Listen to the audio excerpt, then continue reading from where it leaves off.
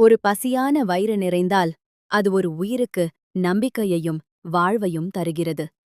இதுதான் மென்மை அறக்கட்டளையின் நோக்கம்.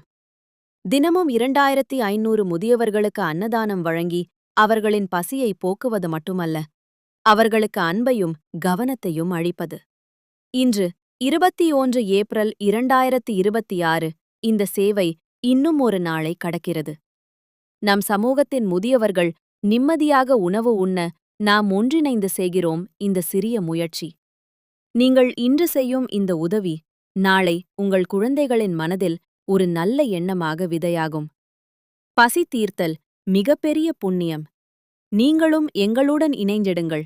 ஒரு உணவு ஒரு வாழ்க்கையை மாற்றும். மென்மை அறக்கட்டளை. Fit hunger. Give love.